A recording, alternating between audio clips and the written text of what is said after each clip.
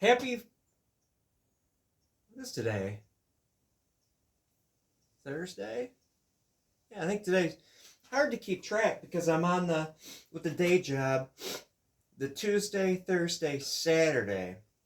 And for some reason, I've got it stuck into my head, Monday, Wednesday, Friday. So today is Thursday. Happy Thursday. I'm going to talk about bow stuff. Important bow stuff. But first, it's like, oh my gosh, when it rains, it pours. Did a tree job this past Sunday, climbing and cutting 3 trees. Paid pretty good. Even got a $50 tip. And then yesterday, I did a single stump at a church just down the block. And it was a 20-inch apple stump. They cut that apple tree down. And I had brand new sharp teeth on my stump grinder. And this is, kind of goes, should I get like the setup to sharpen teeth? But I bought 12 teeth for $79, right? And the grinder takes 8 teeth. In the last set, I had almost 50 hours. Almost 50 hours on those 3 teeth, rotating them 120 degrees because you get like 3 surfaces on each one, about 50 hours. And you can figure that, it was a pretty profitable 50 hours. And then I could buy 12 teeth, which is a set and a half for $79. I'm actually going to hang on to my old teeth because sometimes you have to rototill with the thing to destroy like a field of roots. I'll just put the old teeth on there. But anyway, bow stuff. Let's look at the cardboard box. And so, boom, boom. Doot. Okay, I'm doing well. Now it's on to Osage stuff. And I've got, actually, looking at the prices of Osage. I'm looking for this. Look at, this is how skinny this is.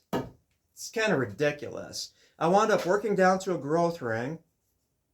Yeah, it's hard to see. You'd need to break out your magnifying glass. Working down to a growth ring and then draw knifed it sideways because you have to have some thickness to your bow, and typically you want to have the sides go 90 degrees. This is what you wind up with. It's like, yeah, I want a bow that's like, what is this? Less than a 1/4 inch wide at the tip. Ridiculous. But looking at it, I'm gonna get my money out of this, Dave, even though Dan, oh, did I say Dan? I can get a 48-inch bow out of it. I mean, up to the skinny part, 48-inch, which is maybe squeak 49, which is okay. So really, I didn't get completely ripped off on that. If I wanted to make the full-length bow in that stave, yeah. But 48-inch, that's reasonable. So really, I didn't get totally destroyed on it. Next up, I've got Osage in my pile. Actually, quite a bit of it. And what happened was it was gathered, and a lot of it wasn't split. Rounds, big rounds, right? And what happens is, especially with Osage, you don't split it, the logs dry, you get so many little splits all throughout. It's not like you get this log and then it just kind of splits and opens up and all the surfaces are good. It really should have been split, bam, as soon as it was harvested to control the drying process. But I do believe, I'm not going to step out of view. Yeah, I am. Hang on. Musical interlude without the music. Well, I'd have to dig it out. I've got 2 big staves that were split there. The issue is with short horse bows, 50 inches. I've got another 2 feet if I trim them off. Just going to deal with it and maybe save them and then learn how to do this and join them at the handle, whatever. But I'm good with Osage for a while. It's so sad it is desperately sad that you want an actual premium stave of Osage, you could spend $250 on it now. $175 to $250 plus shipping. I'm not going to comment on that aside from it's just really darn expensive now. And so when I go through my pile, and never fear if you have an Osage bow here that you're commissioning me to do, you're fine. You should be fine. No problems. On to the next piece of important information. So let's say this is a bow that's been gull wing shaped, right? Let's say, for example, that I steam shaped it. I want to fire harden it. Now the thing about fire is, I've got the steam shaped bow, I've got the handle reset, I'm going to hit it with the fiery heats of Hades to get this thing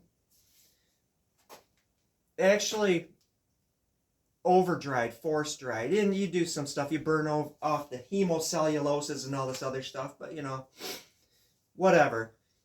It could change the shape of it. You hit it with heat, boom. Some woods, you hit it with heat, hickory, in the handle section that the stubborn bow allowed you to reflex it a bit, you hit it with heat, the bend goes out of it. And so I've got this really cool piece of wood. This is actually from a pallet, right? Now picture this. I'm going to take, maybe not right off a bow, but because I lose a little shape off of this thing as I take it out of the form. So I'm going to get the original shape, put it on a 1/4 inch sheet of plywood. So I've got the gull wing, you know, shaped out of here. I'm going to take this and cut it and add to it and glue it and screw it and do all these things so I get a nice wide board. Then I'm going to take that shape and cut it with a bandsaw. I'm not going to use a handsaw for that. Cut it with a bandsaw, make it symmetrical. And so I've got a piece of wood to lay this thing on here, right? Now how do you lay this and keep the pressure throughout this thing? I mean, there's a couple ways. You could have holes, put holes in here so you can put your clamps at different stages. You fire harden it here, then move your clamps there so you don't have a white spot because of the little wood pad you have there. Adjust it and move it. Or you could have the shape cut into the wood that you jam this thing into, and maybe either have some kind of a thing that you clamp the tips to, or else maybe just jamming it and sticking it against stops on the tips will keep the shape. I will see. But then this would be when the bow is in this form, not my steam bending form, but fire hardening form, because I more or less make all my gull wings, majority of them, 49.5, 50 inches long. That's a good user-friendly length.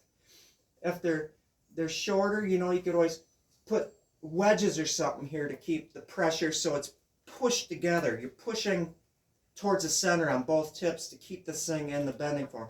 That might work. You know, so then I can just hold this over the fire, maintain the bend in this while I'm fire hardening it. Oh, maybe you have to listen to that twice. It makes sense in my mind. Another thing, I was looking through Encyclopedia, I forget if that's what it's called, Encyclopedia Bows, Native Bows, Native Quivers, Jim Ham, Steve Allalay. They only have 2 volumes. I wish they had the 3rd volume, the West Coast bows, you know, like the Hoopa and the Modoc and all those bows. They only have, like, the plains, you know, that from north to south, the western tribes, and then the eastern woodland tribes. There's only 2 volumes. But I'm looking through the one for the western, which has the horse bows, the Comanche, the Arapaho, the Lakota, you know, those bows. I'm looking at them. These beautiful bows, and I'm so excited because I keep reaching for these things. I should prepare this beforehand. But just picture I've got a whole bunch of hickory here. Stave hickory. Hickory cut from trees. And cut to shorter lengths. It was like the person that traded me Osage for the hickory. Remember, I had all this big pile of Osage, and it was like, come get it. You know, you can have it. One fellow brought me a full hide, a full buckskin, tan buckskin hide. I've been using that for my handle wraps.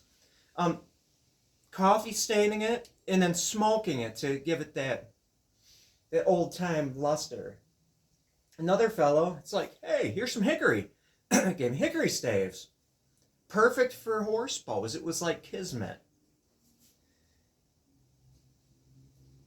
And I'm looking at the volume 2, I think it is. Steve Alleley and Jim Ham's book. All those horse bows that were made out of hickory. It's like, I'm so excited. They're not committed. I have no commissions. I'm doing well on my responsibilities here, the bows that I am commissioned to do. I'm doing well. Keep it up. It's like the next round of things I want to do. Just my experiment. I want to make exact one-to-one copies of these hickory horse bows, unbacked ones. You know, and set those upon the world, all these beautiful hickory horse bows. I mean, just reconstructions of them, reenactments of them, reproductions, that's the word I'm looking for. That's really exciting. And doing it all out, I mean, the string grooves the exact same way they did it, the length, the width, the dimensions, this is a bow, the amount of bend in them, and you can see whether or not they did the reflexing of the handle before or after they used them and got a little string follow, but they're very subtle. It's more like the Osage bow that Carlos wants me to make. Very generous offer by BTW, my friend Carlos, as far as the horsehair. It's nice.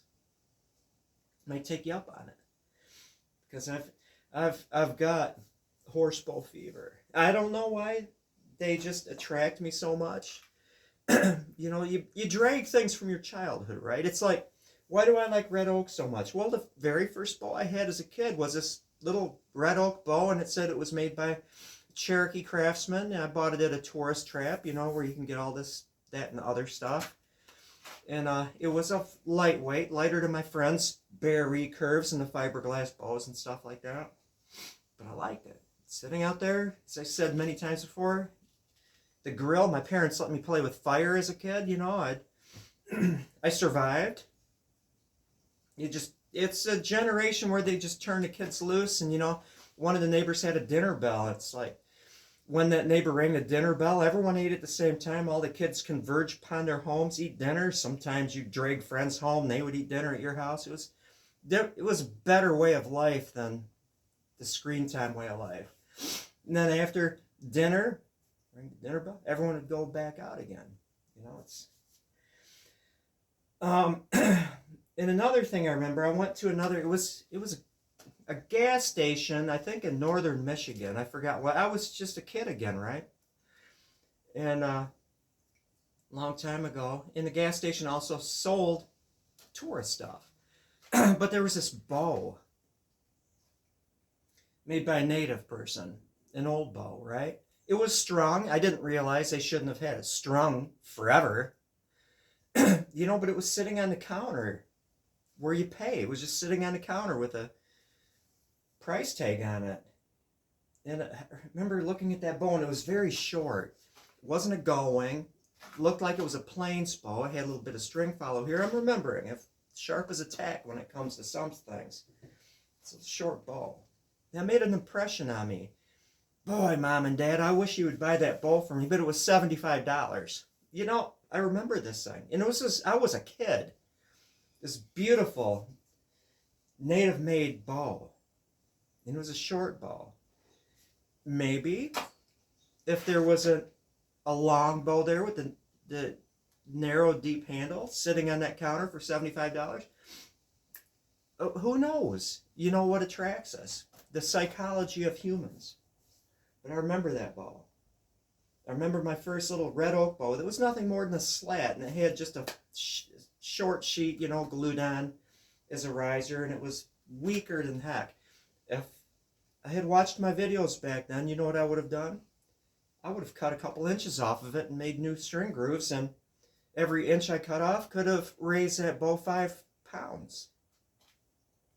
Could have kept up in the garbage can wars, because again, times were different. Our parents would let us be in the backyard with bows and arrows, with field points. They didn't have the foamy things on them. With metal garbage can lids. Everyone had metal garbage cans, using them as shields and shooting at each other and catching the arrows with the garbage can lids. We would have to sneak onto neighbors' houses on their roofs because they looked like porcupines, because we would just flight shoot in suburbia. The arrows would come up and stick in people's roofs, and then we would climb on. People didn't complain about stuff like they would now. The neighbors never, as far as I know, complained to my parents that, hey, your kid is one of the kids climbing on my roof to retrieve arrows that are sticking in my shingles. It was a different time. It was free. When I was a kid, boomer time here, we had freedom. We lived near a lake. We'd go down there, and it was one of the greatest, I'm reminiscing here, one of the greatest things in the world to sneak out of your house at night, as a kid, maybe on a school night, and grab a canoe from the canoe rack and go out on the lake and just sit in the middle of the lake, in a borrowed canoe. But we always put the canoe back. We always put the canoes back. We had it good. We had it really good. Well, with that, I think it's breakfast time. Oh, how can I stop one of my videos and not add the last bit? The last bit, and then there's always another last bit. But this is the last bit. It's like, wow. I thought I'm going to collect Social Security, and I'm going to have more free time to ride my bike and goof off. I'm busier now. Between stump grinding, between climbing trees for fun and profit, arborwear. And it finally clicked why Cheryl Trees doesn't have Stumpy anymore. That was their mascot. Stumpy footlocked. If you're a climber, Stumpy was a footlocker, and they showed him sitting here secure footlocking. No one does that anymore. They all have ascenders on their feet and all this other stuff. So that makes sense why they canceled Stumpy, because he was old school. But between the stump grinding, my day job, which is very pleasant, cutting fruit, part-time. It's the easiest job in the store. It still pays okay. Climbing trees, making bows. I'm working every day, but I'm kind of set up for that. I don't know if I could just sit still. But yeah, I'm glad that I keep looking around here, and it's not that I'm being rude to you. It's just like I'm looking at all these wonderful things I started, including, I was able to just grab it, this somewhat snaky Osage longbow, this maple bow, which is going to be sinew back. The Osage bow, I think, is going to be a self bow. Why not? It's going to be like 64 inches long. It's Osage. You don't need to sinew back a 64-inch Osage longbow. If it's 55, 60 pounds, it can handle it. And then some. Horsebow blank. Blanks for my red oak thing sitting over here. I even have some cherry left. I've got that very short piece. That some of the native bows were that long, but I think I'm going to make a crossbow out of it. It's like bow heaven, man. Anyway, that's all. That's all.